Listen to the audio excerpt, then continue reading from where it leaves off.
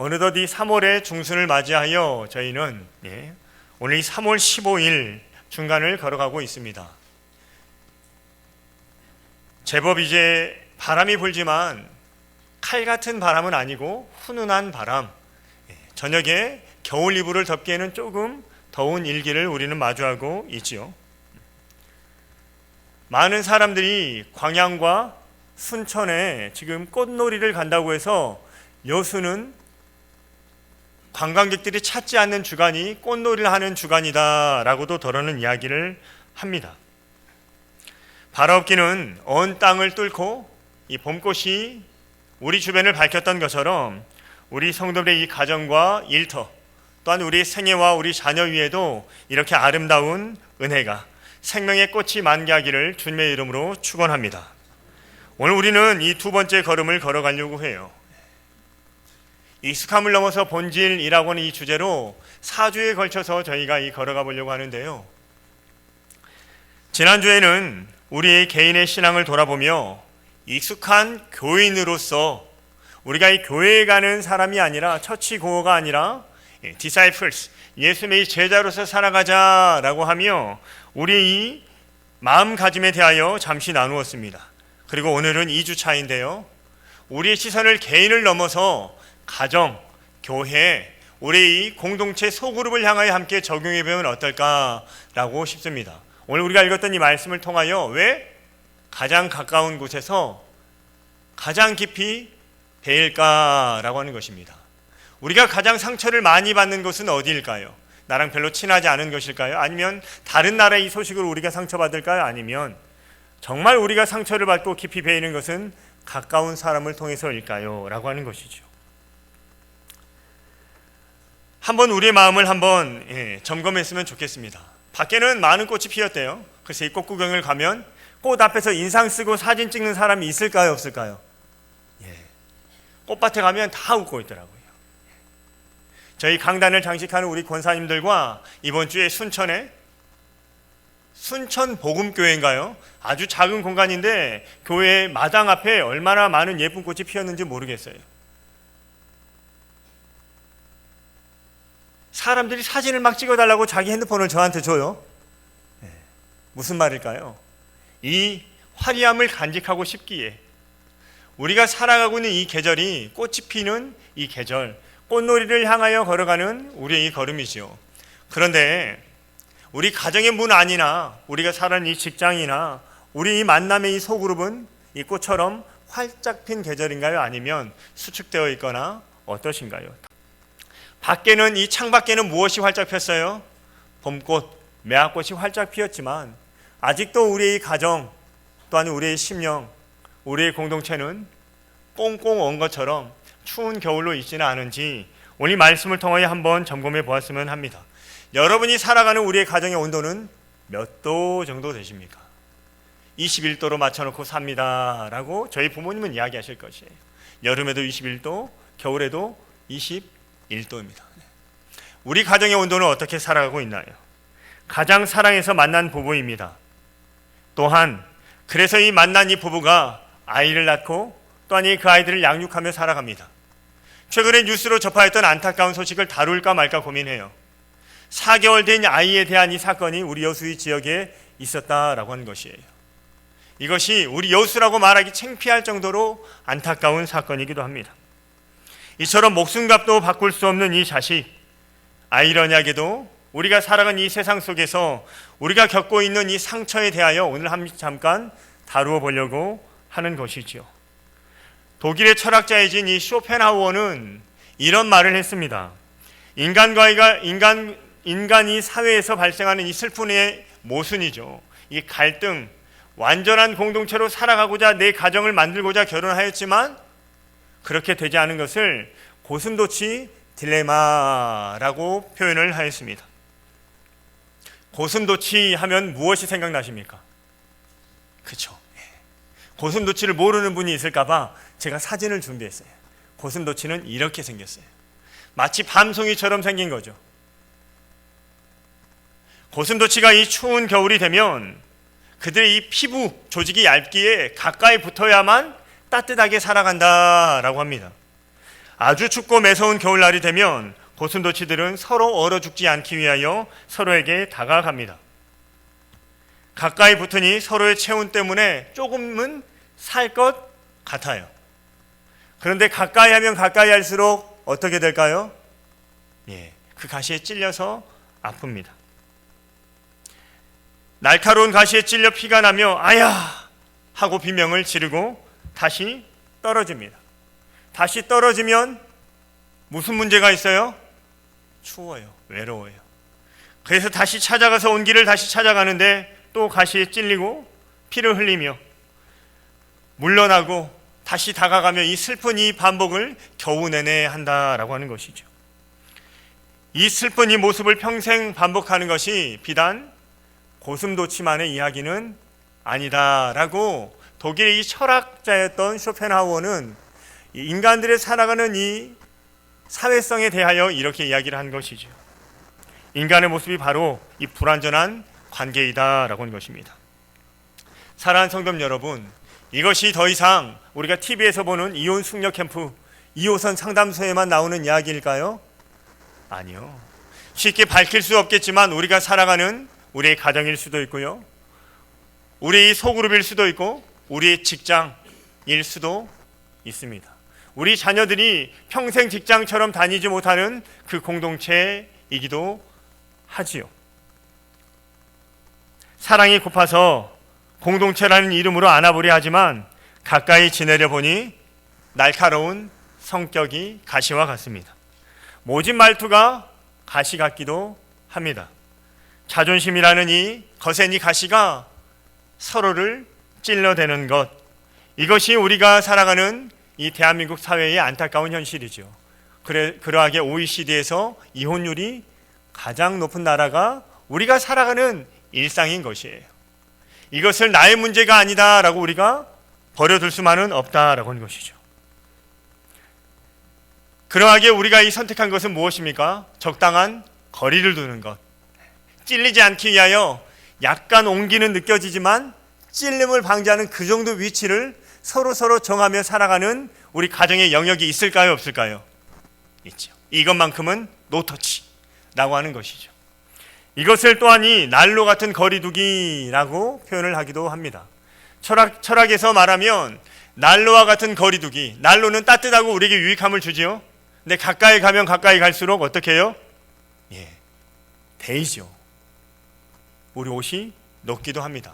우리에게 피해를 준다라고 생각을 하는 것입니다. 그러하게 난로처럼 적당한 거리를 두며 살아가는 것, 이것이 우리가 살아가는 사회, 우리 안에 있는 교회, 적게는 우리의 가정일 수 있다라고 하는 것입니다.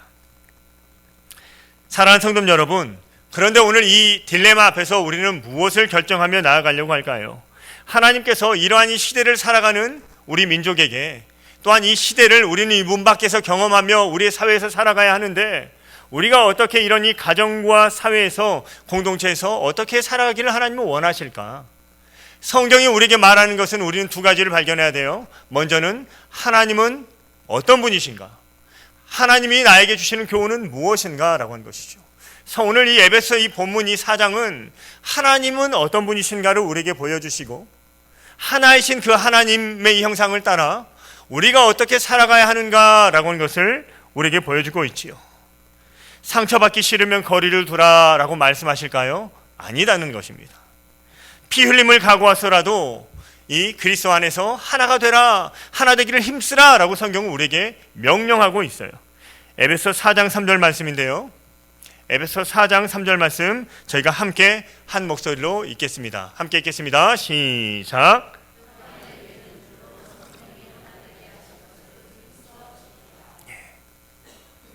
평안에 매는 줄로 성령이 하나 되게 하신 것을 힘써 지키라 라고 하는 것이에요.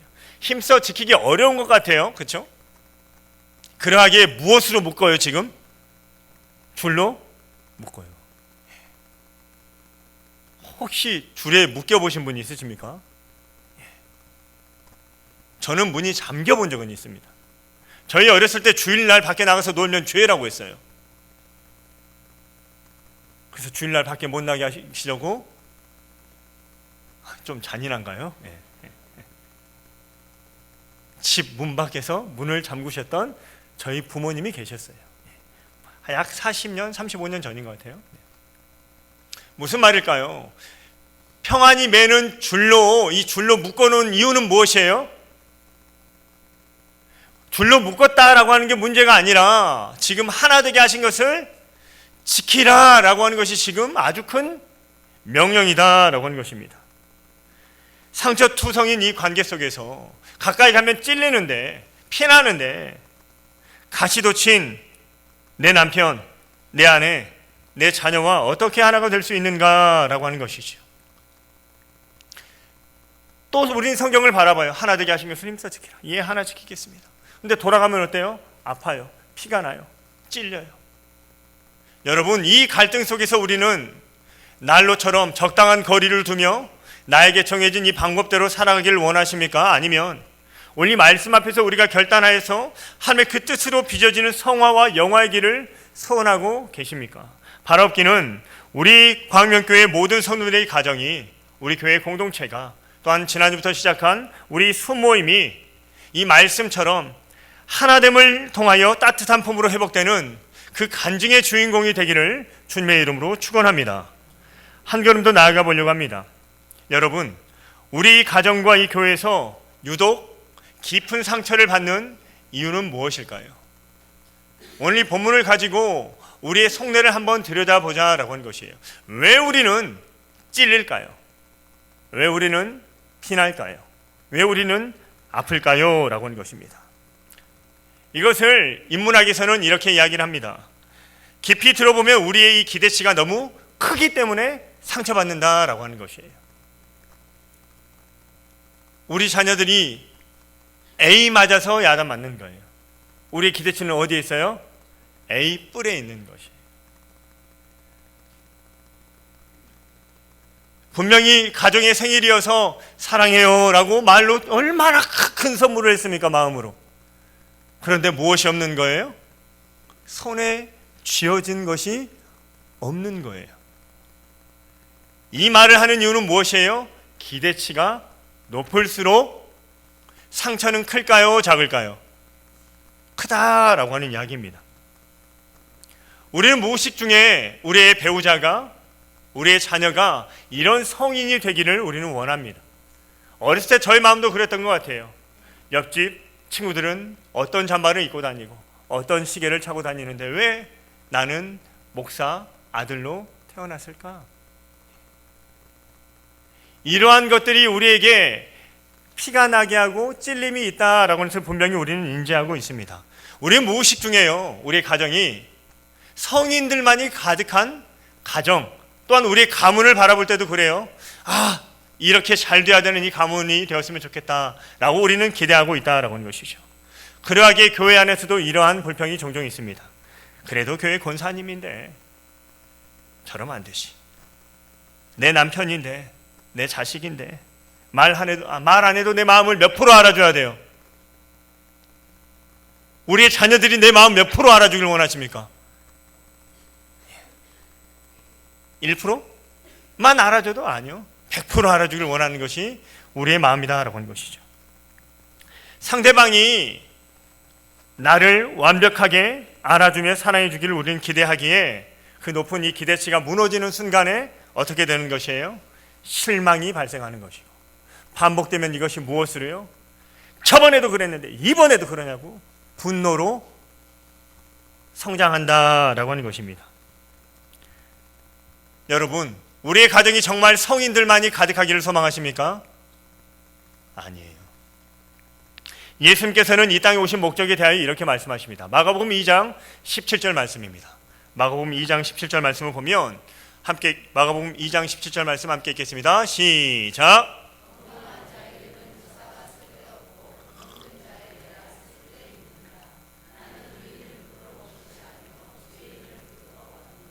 아멘. 예수님이 지금 이 땅에 오신 목적에 대하여 말씀하시는 것이에요. 예수님은 의인을 향하여, 성인들을 향하여 이 땅에 오신 거예요? 아니면 죄인들을 위하여 오신 거예요? 예수님은 의사가 쓸데없는 사람들에게 온 거예요? 아니면 병든 자에게 오신 거예요? 병들고 연약한 자들을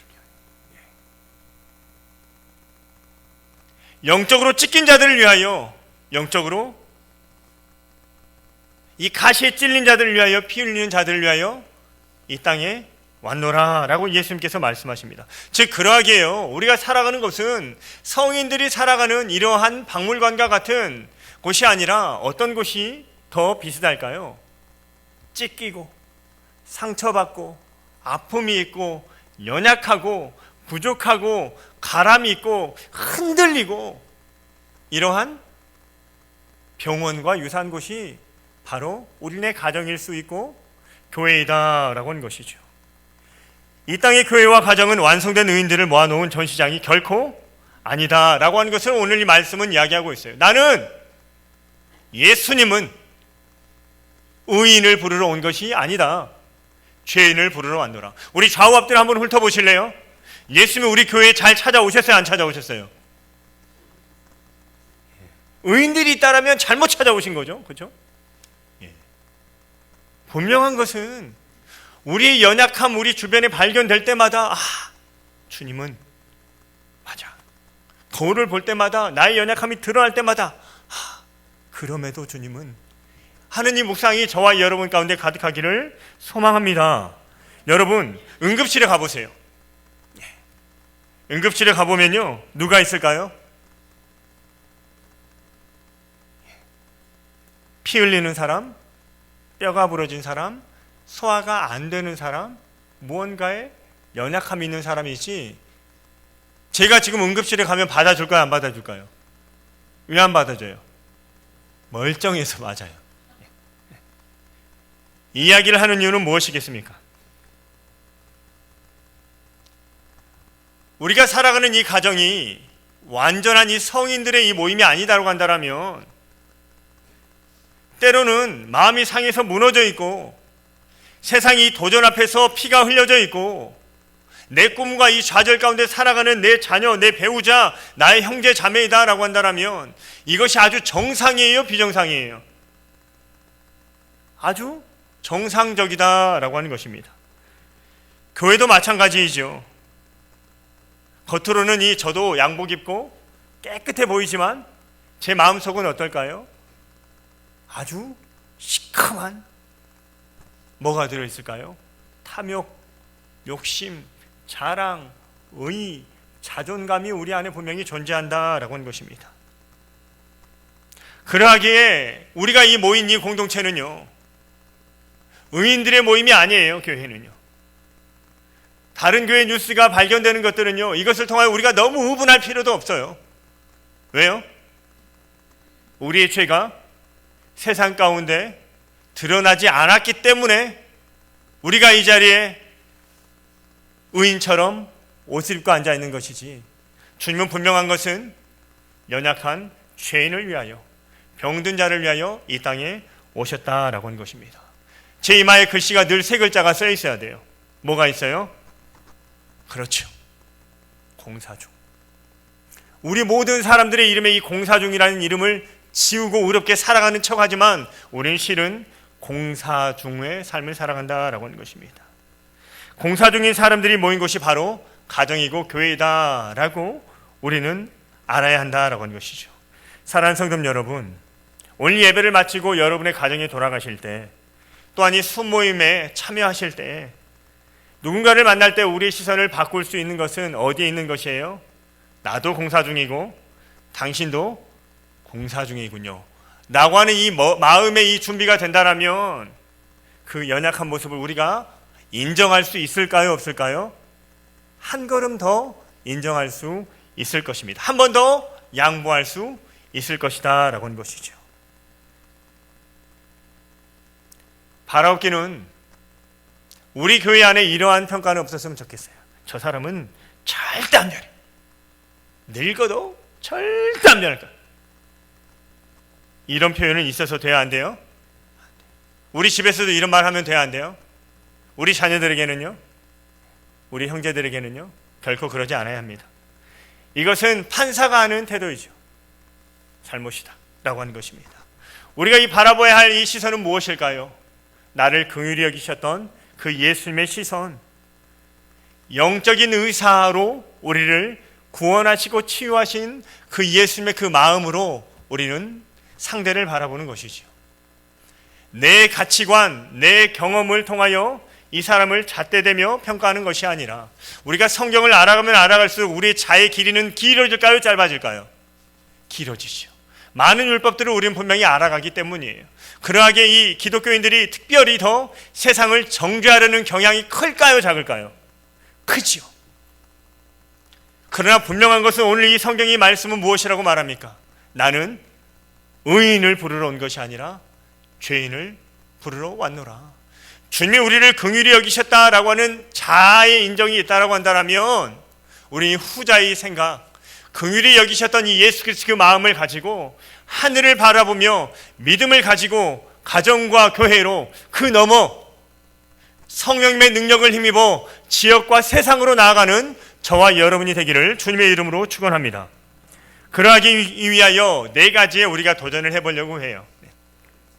이 문 밖에 이러한 각오로 나아가죠. 근데 돼요, 안 돼요? 쉽게? 안 돼요. 감기에 걸리고 싶지 않지만 감기에 걸려요, 안 걸려요? 왜 그렇죠? 우리가 연약하기 때문이에요. 각오는 각오인데, 내 생각은 생각인데 내 육신이 약하기 때문이에요. 그래서 우리가 이 가을철만 되면 주사를 맞으러 가요. 뭐 맞으러 가죠? 백신 맞으러, 백신. 예방주사라고 하는 걸 맞으려고 하는 것이.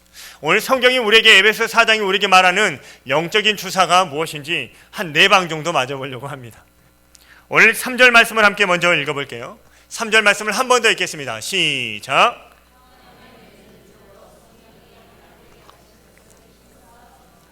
아멘. 이걸 저희에게 명령해 보는 것이에요. 주일아, 평안에 매는 줄로 성령이 하나 되게 하신 것을 힘써 지켜라. 우리에게 먼저 이것을 각오하는 것이에요. 이것은 상대에게 하는 이야기가 아닙니다. 평안에 매는 줄로 성령이 하나 되게 하신 것을 힘써 지키라라고 하는 것이죠. 한번 우리의 마음에 한번 고백해 보실까요? 함께 한 번 더 나에게 선언하는 이 명령으로 함께 선포해 보도록 하겠습니다. 시작. 평안에 매는 줄로 성령이 하나 되게 하신 것을 힘써 지키라. 아멘. 여기에 힘써 지키라라고 하는 것을 잠시 다루어 보려고 해요. 이 당시는 그리스 로마, 혹시 레슬링의 그레코 로망형이라고 아십니까? 자유형과 그레코 로망형이라고 합니다. 이 당시에는 올림픽이 있었기 때문에 그레코는 그리스, 로망은 로마에 대한 이야기입니다. 그리스 로마의 이 전투장에서 이 올림픽이 열렸을 때 레슬링 선수가 무언가 이 원에서 뺏기지 않기 위하여 그 원에서 지키고 있는 것을 힘써 지키라라고 이 표현으로 헬라어를 해석을 하곤 합니다. 선수가 땀과 피를 뻘뻘 흘리며 뺏기지 않으려고 이 원 안에서 자신의 이 자세를 지키려고 힘써 지킵니다. 무엇이에요? 하나됨을 지키는 것이 쉽지 않다라고 하는 것입니다. 저절로 이루어지지 않는다라고 하는 것이에요. 가정의 화목을 이루는 일은 저절로 될까요, 안 될까요? 우리의 가정은 화목하십니까? 준비하시고요. 예. 우리의 가정은 화목하십니까? 아멘 하시는 분은요, 그분이 이 말씀을 힘써 지키고 있을 수 있어요. 저절로 결코 하나됨은 이루어지지 않습니다. 누군가가 하나 되게 하는 것을 힘써 지키고 있기 때문에 하나가 되고 있는 것이에요. 가만히 내버려 두면 서로 물어뜯고 갈라지는 것이 바로 죄인들의 본성이기 때문입니다. 그래서 오늘 이 성경 말씀 3절은 피 흘리기까지 나의 자아를 꺾고 노력해야만 겨우 지켜지는 것이 바로 하나됩니다 라고 말하고 있는 것이죠. 이것을 지키기 위하여 4가지의 덕목, 우리의 성품을 한번 발견해 보려고 합니다. 첫 번째는 이 겸손이에요. 자, 우리가 맞아야 될 첫 번째 백신이 무엇이라고요? 시작. 겸손. 겸손은 무엇입니까? 제 목소리가 그렇게 좋지 않습니다 라고 하는 게 자신을 깎아내리는 것이 겸손일까요? 아니에요. 허리를 굽히는 것이 겸손이다 라고도 이야기가 되지만 성경이 말하는 겸손은 무엇일까요? 나도 틀릴 수 있다라고 인정하는 것이에요. 내가 지금까지 맞게 살아왔지만 나도 무너질 수 있다라고 하는 것이에요. 한국교회 여러 가지 무너지는 교회들이 나와요. 이런 뉴스가. 그런데 우리 교회도 무너질 수 있다라고 여기는 것이 겸손이에요. 저분이 자꾸 나와 다른 이 행위를 해요. 그래서 만나면 찔리니까 거리를 둬야지라고 생각하지만 아니요. 나도 어느 곳에 가서 그렇게 할 수 있는 경향이 있다라고 하는 것이 겸손이에요. 그래서 긍휼의 마음으로 쳐다보는 것이 바로 겸손이다라고 하는 것입니다.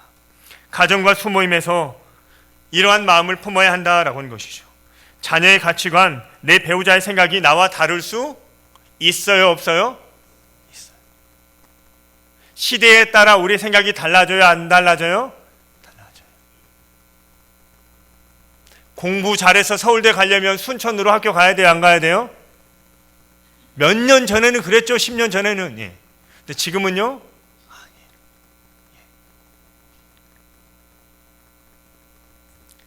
바라옵기는 저와 여러분이 이 겸손의 띠로 굳게 매어 하나됨을 지키는 저와 여러분의 가정이 되기를 주님의 이름으로 축복합니다. 두 번째는요, 온유함입니다. 영어로는 온유함은 참 설명하기 어려워요. 근데 영어로 말하면 젠틀하시네요. 젠틀하다라고 하는 것은 무엇이에요?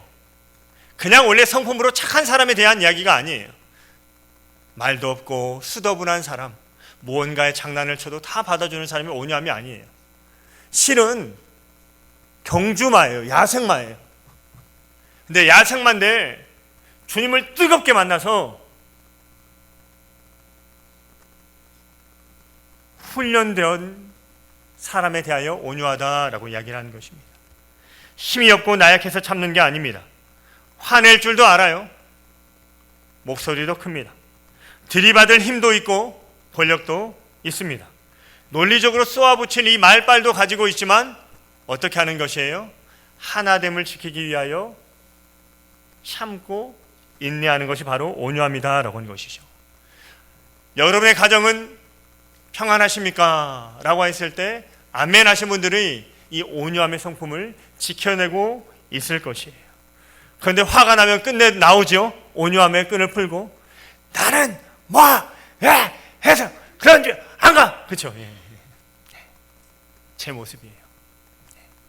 가장 연약한 가정에서의 모습. 그렇죠? 문 밖에 나아가서 아무도 모르는 그곳에 요수를 벗어난 우리의 모습일 수도 있다라고 하는 것이죠. 세 번째는요, 우리의 이 연약함을 다듬기 위하여 품어야 되는 것은 오래 참음입니다. 사람을 변화시키는 것은 날카로운 지적과 잔소리로 우리의 자녀들이 변화되던가요? 아니잖아요. 그 잔소리와 지적이 얼마나 상대를 찌르고 있습니까? 힘들어서 지쳐서 다가온 그 사람을 얼마나 찔러 댔을까요? 사람을 변화시키는 것은 기다림입니다. 성경을 통하여 기다림 하면 누가 생각나십니까? 탕자의 아버지 탕부이지요. 그 아들이 자신의 것을 다 가지고 나가서 자신의 마음대로 살아가지만 냄새나고 상처받은 그 상태로 찾아오지만 그 아버지는 저 멀리 다가가 그 아들을 맞이하고 있습니다. 이것이 오래 참음에 대한 이 표현이기도 하지요. 탕자가 돌아오기를 문 밖에서 서성이셨던 그 아버지처럼 하나님이 나 같은 이 흉악한 죄인을 품어주셨다라고 하는 이 마음이 저와 여러분 가운데 있기에 30년, 40년 내 자녀들을 기다려줄 수 있고 또한 우리 공동체의 성도들을 품을 수 있는 것, 이것이 우리 광명교회 32살의 힘이 되어야 하지 않겠습니까? 사랑하는 성도 여러분, 이 오래 참음의 이 은사가 저와 여러분과 우리 수녀들 가운데 가득하기를 간절히 소망합니다. 그리고 네 번째는요, 용납입니다. 용납의 뜻은 무엇이에요? 서로의 짐을 어깨에 메어준다라고 하는 뜻이에요. 남자분들은 아실 겁니다. 우리는 용납하는 공동체죠. 전우로서 우리는 이 용납함을 배웁니다. 훈련소에서.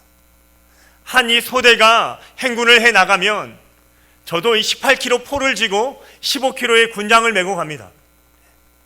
후방이라 완편중대가 아니에요. 전쟁이 나야 이 포를 나눌 사람이 오는데 저는 이 포를 다 얹고 가요. 한 40kg를요.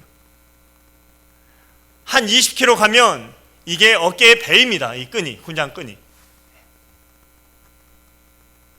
제 후임이 저 앞에 너무 잘 가고 있네요.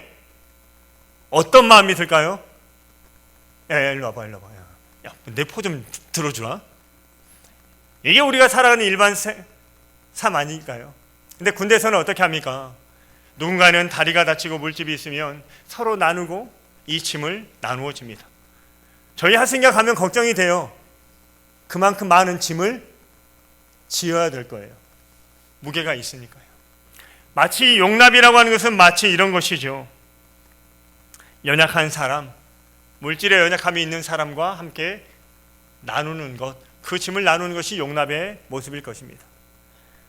그것의 연약함을 대하여 왜 이것밖에 짊어지고 못 가느냐라고 채찍질을 하는 것이 아니라 주님이 나를 있는 그 모습 그대로 받아주시고 나의 연약함에 채워주셨던 그 은혜가 내 안에 있다라면 상대를 뜯어고 치려하는 것이 아니라 그 모습을 받아들이고 함께 나누며 그 사랑을 흘려보내는 것, 이것이 우리 교회가 걸어가야 할 용납의 자세가 아닐까요?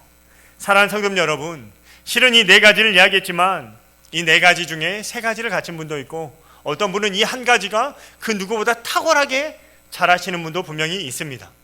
그런데 이 네 가지의 공통점은 어디에 있을까요? 인간이 가진 성품일까요? 저 사람은 원래 용납을 잘하는 사람이야. 봐봐, 저 남편을 만났는데 40년 동안 참고 살잖아. 그게 용납이 아니라는 거예요. 죄를 짓고 살지만 그대로 살아가는 걸 방치하는 게 용납이 아니에요. 무거운 짐을 지고 나누는 것이다 라고 하는 것이죠. 이 네 가지를 덕목의 공통점은 바로 여기에 있습니다. 내 자아가 시퍼렇게 살아있을 때는 용납할 수 있을까요? 없을까요? 내 자아가 시퍼렇게 살아있는데 겸손할 수 있을까요? 없을까요? 내 자아가 시퍼렇게 살아있는데 오래 참을 수 있을까요? 없을까요? 못 참아요. 빨리빨리 해야죠. 내가 경주만데 빨리 뛰어가야 되지 않겠습니까? 이 모든 것을 지켜낼 수 있는 것은요, 먼저는 내가 십자가에서 죽어야 하는 것입니다. 바로 이 제자로서 살아간다라고 했던 지난주에 우리의 모습은요, 교회에 나가는 성도가 아니라 예수 그리스도 살아간다라고 하는 것은 익숙한 나의 고집을 꺾고 내가 이 십자가에서 죽어질 때만 바로 부활이신 생명으로 살아가는 저와 여러분이 될 수 있다라고 하는 것이죠. 바라옵기는 이 네 가지의 성품을 한번 개개인이 묵상해 보시고 또한 이 순모임에서 우리가 서로 우리 집사님은 온유하심이 너무나 탁월하십니다. 우리 장로님은 오래 참음이 탁월하십니다. 라고 인정하며 이 선함과 선함이 서로를 세워가 아름다운 공동체로 이 복음의 국회에서는 우리 광명교회가 되기를 주님의 이름으로 축원합니다. 사랑하는 성도 여러분, 왜 이야기를 하는 것일까요?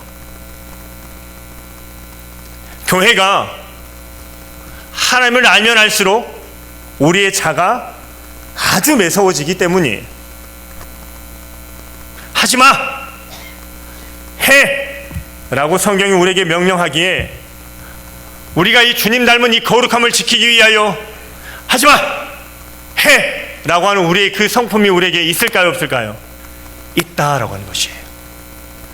그래서 우리의 자녀들이 이것으로 상처받을 수 있어요? 없어요? 있어요. 우리가 직장에서는 그렇게 못하잖아요. 평생 먹고 살아야 되는 이 관계이기 때문이잖아요.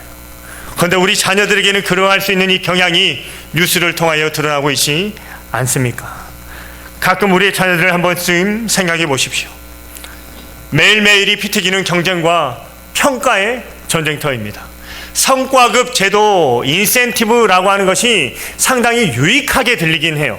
달콤해 보입니다. 능력이 있는 만큼 가져가라 라고 하는 것이에요. 그런데 반대로 말하면요, 능력이 없으면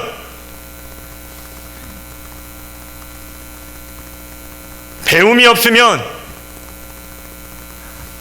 학력이 딸리면 누구보다 관계를 더 못하면 우리 자녀들이 느끼고 있는 하루하루이다라고 하는 것이죠. 아니요, 우리 중년의 성도님들이 겪고 있는 하루하루일지 모릅니다. 직장에서 살아남으려 발버둥치며 상사의 눈치를 봅니다. 조금만 뒤쳐져도 도태되는 이 경쟁의 사회, 팍팍한 삶, 피말리는 이 육아와 여러 가지 우리 국가적인 이 문제를 가지고 세상이 평가 가운데 냉혹하며 잔인하게 하루하루를 살아가고 있습니다. 그래서 서로를 서로 책찍질해요. 어떻게든 이 자신을 가꾸고자 외모나 이 운동을 통하여 드러내고자 합니다. 실은 겉으로 이 꽃밭에 가서 웃고 있지만 이 속은 어떤 투성이에요? 상처투성이일지 모른다라고 하는 것이에요. 그래서 SNS나 이 외면적으로 드러나는 이 겉으로는 환함, 밝음을 드러내고 있지만 우리의 속마음은 어때요? 눈물과 아픔의 상황이지는 않느냐라고 하는 것이에요. 이 지친 몸과 마음을 이끌고 가장 편한 쉼과 같은 어머니의 품으로, 아버지의 품으로, 남편의 품으로, 아내의 품으로, 형제의 품으로 우리는 걸어갑니다. 그런데 우리의 모습이 현관문을 열자마자 검사의 모습, 판사의 모습으로 우리 아이들을 평가하면 우리 아이들의 마음이 어떠할까요? 여러분의 배우자가 어떠할까요?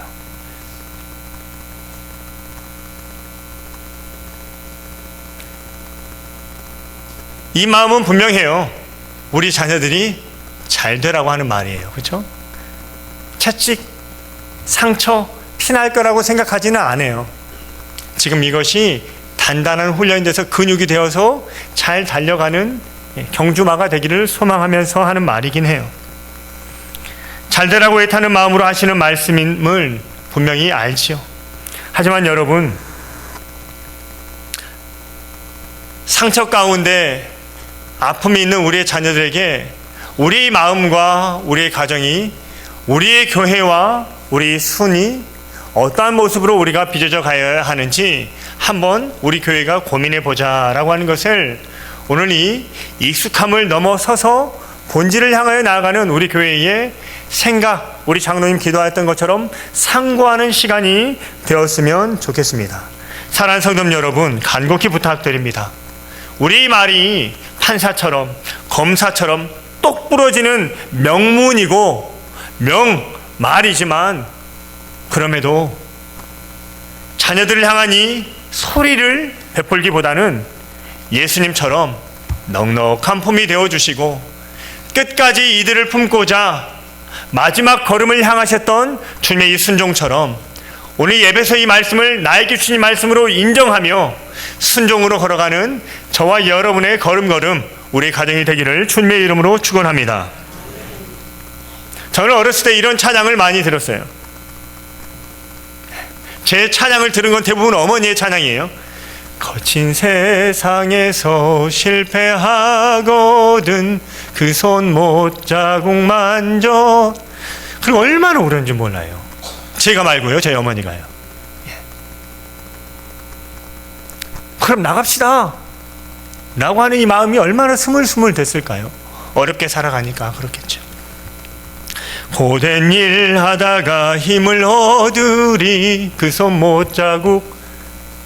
이렇게 위로받고 오늘까지 걸어온 것 아니겠습니까? 내가 어둠 속을 걸어갈 때에 그 어느 때보다도 어두운 시기가 바로 우리가 살아가는 이 시대이다 라고 말을 해요. 호르무즈 이 해협의 이 문제가 어느덧 미국의 한 대통령이 드디어 우리나라 군사들을 내놓으라라고 이야기하는 상황이에요. 더 이상 남의 이야기가 아니에요. 우리 자녀들이 해당하는 당장의 내일이에요. 힘과 권력과 기득권이라고 하는 이것으로 인하여 수많은 사람이 죽어가지만 내 주식은 떨어졌는지 아는지 이 전쟁을 분노의 시선으로 바라보고 있는 것이 우리가 살아가고 있는 2026년 지금 현재이다라고 하는 것이죠. 사랑하는 성도 여러분, 우리의 공동체, 우리 교회는 법정이 되어야 하겠습니까? 아니면 한 영혼을 품는 아름다운 영적인 베이스 캠프가 되어야 할까요? 가혹한 세상에서 지친 우리의 자녀들이, 우리의 남편이, 우리 아내가 현관문을 밀고 들어올 때 바라옵기는 우리가 이 주님의 품처럼 따스한 영적인 소파, 쿠션이 되기를 간절히 소망합니다. 저희 집 소파는 다른 집 소파보다 엄청 푹신푹신해요. 저희 부모님이 저희 집에 올 때마다 하시는 말이 있어요. 이것이 뭐야? 침대지. 한 집사님이 이번 주에 저녁 기도를 하는데, 목사님 소파 우리 집에도 있었으면 좋겠어요, 이 이야기를. 하루 동안 지쳤던 우리의 육신을 푹하게 봐두어주는 그 자리처럼, 바라옵기는 우리 성도님 한 분 한 분이 우리의 가정, 우리의 자녀, 우리의 성도들 한 분 한 분을 제가 받아들이겠습니다 라고 인정하며 주님 닮은 모습으로 빚어져가는 그리고 우리 교회가 되기를 주님의 이름으로 축원합니다.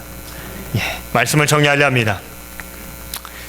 실은 이 모든 것들이 결코 쉽지 않다라고 했어요. 내가 죽고 예수로 살아야만 가능한 이 성품에 대하여 나누었습니다. 오늘 에베소 4장은 하나됨에 대하여 이야기를 합니다.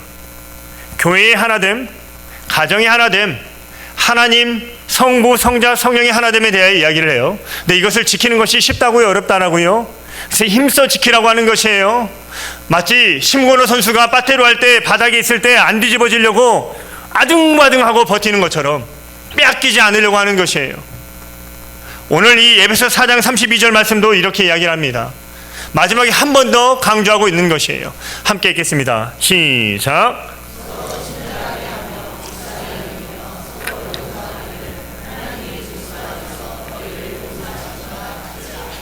아멘. 네. 안 될 때마다 이렇게 하는 것이에요. 하나님께서 나를 용서하셨지. 그리스도의 보혈로 인하여 내가 져야 될 이 십자가, 주님이 지어주셨다라고 해서 내가 져야 될 이 십자가, 이 시간을 결코 잊지는 마십시오. 우리가 져야 될 십자가였어요. 내가 져야 될 십자가였어요. 내가 죽어야만 했던 것이에요. 죄로 인하여 우리가 그 죽음의 이 길을 걸어가야 하지만 누가 지셨어요? 주님이 대신 지셨어요. 하나님께서 그리스도 안에서 누구를 용서하셨기 때문에요? 나를 용서하셨기 때문에. 이것으로 서로 불쌍히 여기며 평안히 매는 줄로 하나 되기를 어떻게 하라는 것이에요? 생각날 때만 지켜라 해요? 아니요. 힘써 빼앗기지 않기 위하여 로마의 군사들이 전쟁에 나아갔던 것처럼, 운동선수가 끝까지 승리하기 위하여 나아갔던 것처럼, 바라옵기는 우리 광명의 모든 권속들의 이 가정과 또한 이 식탁의 이 자리가 우리 순모임이 치유와 이 회복을 넘어서 예수님이 나누어 주신 이 살과 피, 성찬의 자리가 되기를 주님의 이름으로 축원합니다. 그리하여 그 십자가 사랑을 통하여 찢겨진 가정이 회복되고 우리 광명교회가 세상에서 가장 따뜻한 영적인 쿠션과 같은 공동체가 되어 그 죽음을 넘어서 내가 부활이요 생명이니 라고 말씀하셨던 그 부활의 은혜가 저와 여러분의 가정 가운데, 자녀들의 삶 가운데 소생의 역사로 가득하기를 주님의 이름으로 축원합니다. 기도하겠습니다.